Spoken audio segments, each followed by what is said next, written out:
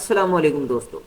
आज की वीडियो में हम प्रॉक्सिमल नॉक्टर्नल हीमोग्लोबिन यूरिया के बारे में बात करेंगे। प्रॉक्सिमल मतलब एपिसोड्स के साथ, नॉक्टर्नल का मतलब रात को, एट नाइट, और हीमोग्लोबिन यूरिया का मतलब कि यूरिन में हीमोग्लोबिन का आ जाना। अब ये कौन सी बीमारी है और इसमें क्या होता है, इसको आइए डिस्कस करते हैं। जैसा कि आप सब जानते हैं कि ब्लड सेल्स की प्रोडक्शन बोन मैरो में स्टेम सेल्स के ज़रिए से होती है। हमारे पास स्टेम सेल्स में एक जीन मौजूद होता है जिसे हम PIGA जीन कहते हैं।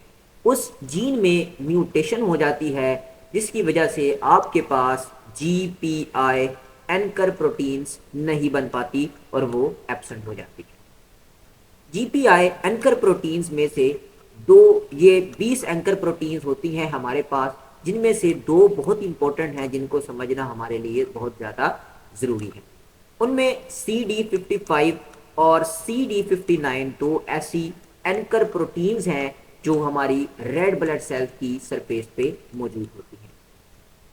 अगर उस स्टेम सेल के जीन में म्यूटेशन आती है तो उस वजह से हमारे पास ये CD55 और CD59 एंकर प्रोटीन एब्सेंट होंगे।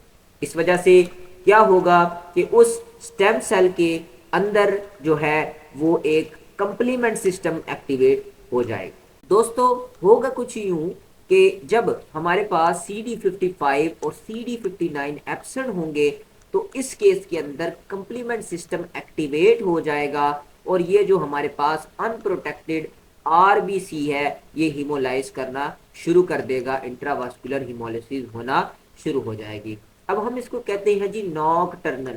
नॉकटर्नल का मतलब है सर एट नाइट, रात को। ऐसा क्यों कहा जाता है? क्योंकि रात को जब भी कोई एक इंसान सो रहा होता है तो उस वक्त हाइपोवेंटिलेशन होती है, हमारे पास ऑक्सीजन की डेफिशिएंसी मौजूद होती है और कार्बन डाइऑक्साइड का लेवल जो है वो ज़्यादा होता है, जिस वजह से रेस्पिरेटरी एसिडोसिस देखी जाती है।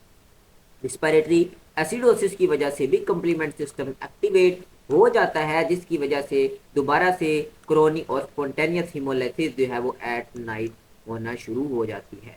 इस वजह से होता क्या है कि आपके पास RBCs टूटते हैं और उसमें हीमोग्लोबिन जो है वो फ्री फॉर्म में आपको पता है मौजूद होती है। जब वो RBC ब्रेक करते हैं तो होता ये है इस डिजीज़ के अंदर कि हीमोग्लोबिन, जैसा कि आपको पता है, जब फ्रीली मूव करती है तो बहुत ज़्यादा टॉक्सिक होती है, ख़तरनाक होती है। तो इसीलिए इस बीमारी में जब रिस्पिरेटरी एसिडोसिस बनती, हीमोग्लोबिन मूव करती है, जब वो पहुंचती है किडनी के अंदर, जहाँ पे उसने होना होता है सर फिल्टर।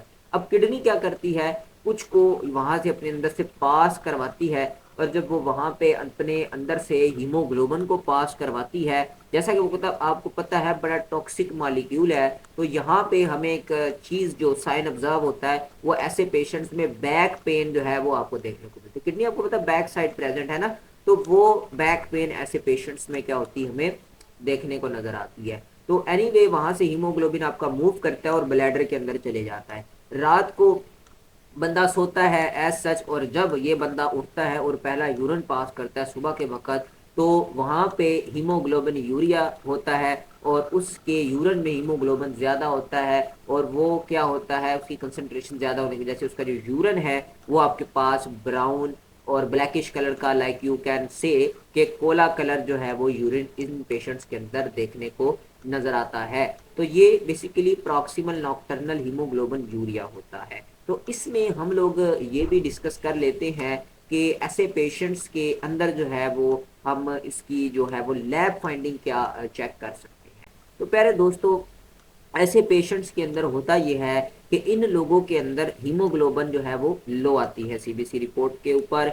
उसके अलावा अगर हम बात करते चले जाएं तो इसमें आपको एनिसोपोइक्लोसाइटोसिस, सेल के साइज और शेप में वेरिएशन भी देखने को मिल सकती हैं। उसके अलावा अगर हम मजीद बात करते चले जाएं तो पॉलीक्रोमेजिया और न्यूक्लिएटेड रेड ब्लड सेल्स भी देखने को मिल सकते हैं। इसमें LDH भी ज़्यादा होगी और अनकॉन्जुगेटेड बिलिरुबिन भी ज़्यादा होगी। कोपिनिया देखने में मिल सकता है इसमें। इसके लिए हम CBC रिपोर्ट का एनालिसिस करते हैं। उसके अलावा हम इस डिज़ीज़ के लिए फ्लो साइटोमीट्री करवाते हैं और फाइनली हम इसके लिए जो है वो हैम टेस्ट भी करवाते हैं। मैं उम्मीद करता हूँ कि ये मुख्तसर सी वीडियो जो कि प्रॉक्सिमल नॉक्टर्नल हीमोग्लोबिन यूरिया के बारे में थी, जो कि आपको पसंद आई होगी। इंशाल्लाह ताला नेक्स्ट वीडियो के अंदर हम इसी तरह किसी और हीमोलिटिक अनीमिया को डिस्कस करेंगे। अब तक के लिए इतना ही। अपना बहुत सारा ख्याल रखें, तो मुझे अपनी दुआ में याद रखें।